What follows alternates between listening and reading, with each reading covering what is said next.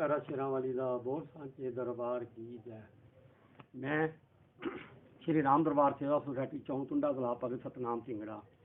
ये जो कोरोना जो हो रहा है, इसमें हम यही कहेंगे, ये कोरोना मत बोलो, इसको करो ना बोलो। करोना का मतलब ये है कि अब माँ का जप पाठ हवन करो ना। माँ तो खुद कहती है ये कोरोना करने से कुछ नहीं होने वाला, करो ना। अब यज्ञ दान जप करो, ना कहीं जाना है ना कहीं आना है। आपको लॉकडाउन का पूरा ये कर्म करना होगा, क्योंकि कर्म ही सबसे विद्वान माना गया है। कर्म का मतलब क्या है? एक संतोष किसी के साथ मत रहो, अपने कमरों में रहो, अपने कमरों में बच्चों के साथ रहते हो उनसे भी दूरी बना के रखो और मुख में ये लगा कर रखो।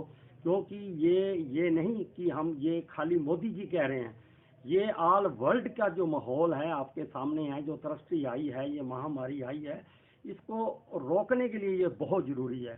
मैं थोड़ा सा आपको भविष्य के लिए बताने की कोशिश करूंगा, लेकिन करता हता तो मेरी माँ ही है। कर्ण करान आपे आप जिसको कहते हैं, 2020 सम्मत चेतर 25 दिन 2020 में परमादी नामक सम्मत जो कि वैश्य के घर में इस वक्त आया है।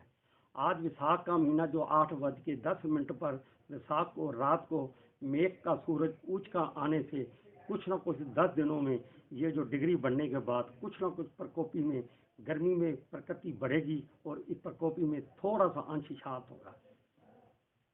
और सबसे बड़ी बात ये है कि ये शांत होने का इसको गर्मी चाहिए, लेकिन मैं सबको यही कोशिश करूंगा ये कहने के लिए, क्योंकि गर्मी से इस प्रकोपी को सर्दी में मत लाना। सर्दी का लाने का मतलब क्या है? आप पंखे में रखना, कूलर मत चलाना, एसी को तो बिल्कुल ही 2 महीने के लिए भूल जाना। और एसी को भूलने का अर्थ क्या है? क्योंकि सबसे बड़ी बात क्या है, क्योंकि आपको सर्दी नहीं चाहिए, ये जो वायरस को आपको गर्मी चाहिए, गर्मी। फिर भी मैं आने वाली जो 14 मई को जो गर्मी का योग आएगा, वो वृश्चिक राशि में जो सूरज आएगा, उसमें गर्मी का प्रकोप ऑल वर्ल्ड में ये आगे बढ़ेगा। लेकिन इसकी डिग्री मैं खास करके ये कहना चाहता हूँ कि आपको समझने की कोशिश करना। ये महामारी जो मिली है, ये 21 जून को सूर्य ग्रहण आने से, जो कि भारतवर्ष में जो संकट का समान मतलब सहना पड़ेगा। 16 जुलाई को भारत में कुछ अच्छी बातें भी बता रहा हूँ। 16 जुलाई को ये जो भारत की कुंडली में जो काल सर्प योग है, ये बिल्कुल हट जाएगा। इससे भी प्रकोपी में कुछ शांति होगी। लेकिन मैं शांति कह रहा हूँ, बिल्कुल शांति के लिए अभी मैं सितंबर से पहले नहीं कहूँगा, क्योंकि ये नहीं कि मेरे कहने से सब कुछ होगा। कर्ण करान आपे आप, मैंने तो पहले भाई ये सब माँ की कृपा है, लेकिन जो हमें समझ आए मैं उस हिसाब से बोलने की कोशिश कर रहा हूँ। और ये भारतवर्ष में जो सबसे बड़ी जो देश में ये क्या सीमावर्त में ये बातें होगी, अक्टूबर में कोरोना की महामारी शांति होने से, ये अक्टूबर में खास करके मैं क्यों कह रहा हूँ अक्टूबर, क्योंकि अक्टूबर में 13वां महीना ये अगस्त के बाद शुरू होगा। ये 13वां महीना, इसको भी अच्छा नहीं माना गया, इसको मल मास महीना कहते हैं। इस मल महीने में भी जो प्रकोपी आएगी वो भी ठीक नहीं। इसमें क्या होगा, सारे भारत में शांति की लहर अशांति की लहर दौड़ेगी। इसमें ओलावृष्टि, चक्रव्यूह, खास करके प्रकृति प्रकोप, भारत में खास करके शेयर मार्केट में घोटाले, ऐसे कोई जन मन की हानि बाहर बहुत ज़्यादा होगी। लेकिन मैं फिर कहूँगा, हमारा भारत महान इसलिए कहा गया है कि इसमें पुण्य और पाप बराबर रखे गए हैं।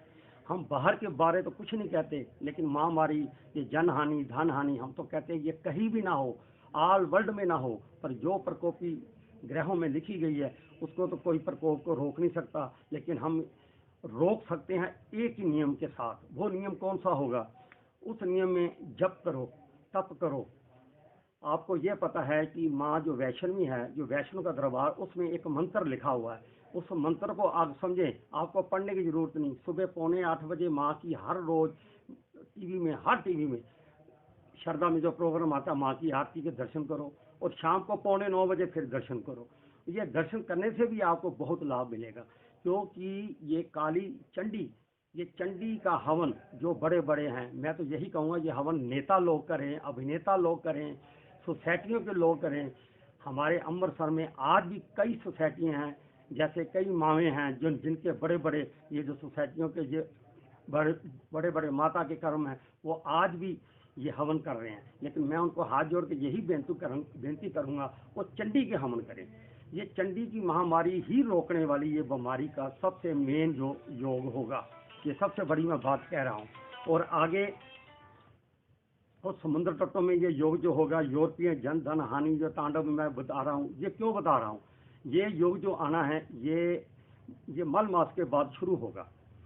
इसमें मल मास में जब ये योग आएगा, इसमें मूषक, गायें, घोड़ा, गधे, कीटनाशु, शेर, हाथी, ये इसमें जो महामारी जो पड़ेगी, ये महामारी बहुत ही प्रकोप वाली होगी। लेकिन हम कहते हैं कि ये भी कुछ ना हो, इसमें हैजा फैलने का योग भी बनेगा।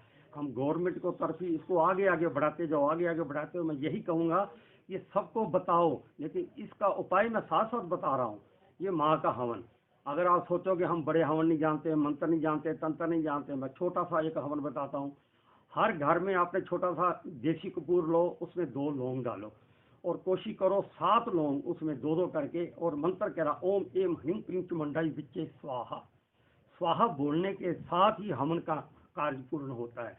वैसे इसका मंत्र जपो, 108 एक माला करो, ये भी रहेगा। ओम नमः शिवाय की जाप करो, दुर्गा स्तुति, दुर्गा कवच।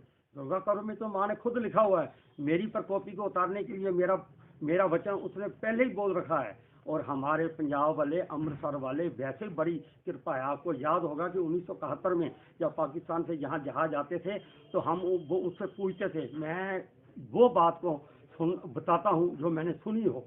और वो कहते थे हमें नहीं पता, कोई बाबा जी आते थे, एक ही धक्का मारते थे, हम वहाँ से पानी दिखाई देता और हमें वहाँ पर क्या होता था, हमें तो पानी, हम पाकिस्तान में पहुँच जाते।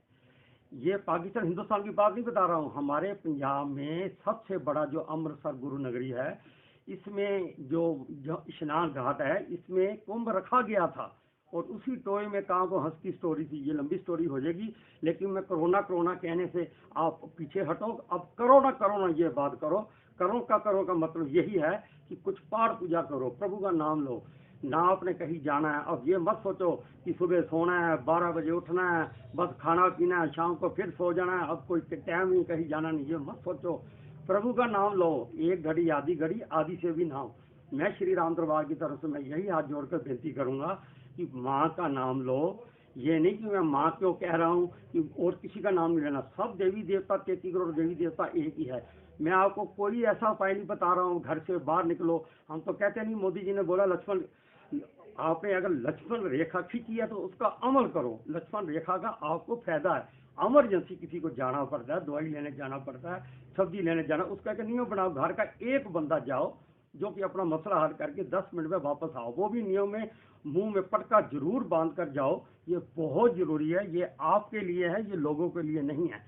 और फिर मैं यही कहूँगा कि ये जो छोटी छोटी, अब ये भी कह सकता हूँ, कहते गला नहीं सूखना चाहिए। ये गला सूखने के लिए मैं छोटी सी आपको उपाय बताता हूँ। किसी के घर हनी शहद होती है, शहद और सौंफ, इसको भड़का कर, थोड़ी सी अदरक डालकर इसको जरूर कम से कम पिए, जो भी आपका गला खुश्क ना हो। मिश्री हर के घर में होती है, सौंफ हर के घर होती है, इसको हमेशा मुख में रखो। गरारे नमक के करो, नीम के पत्ते, इसका काढ़ा बनाकर पियो। हर घर में तुलसी होती है, उसके 4-5 पत्तियां सुबह और शाम अच्छी तरह धोकर इसको पियो। इसे लेकिन पहले धोवो फिर उबालो। ये मत कहना कि तुलसी को उबालना नहीं है, क्योंकि तुलसी उबालने में कोई ऐसा योग नहीं है। मैं इसलिए ये सारी बातें बता रहा हूँ। ये छोटे छोटे उपाय करो जिससे गला ना सूखना पाए। मोटी इलायची लो। अगर थोड़ी सी खांसी जुकाम आता है, अगर आपको वैसे भी आता ना, एक तो ये नियम बन चुका खांसी जुकाम के लिए, लोगों को डर पैदा हो गया।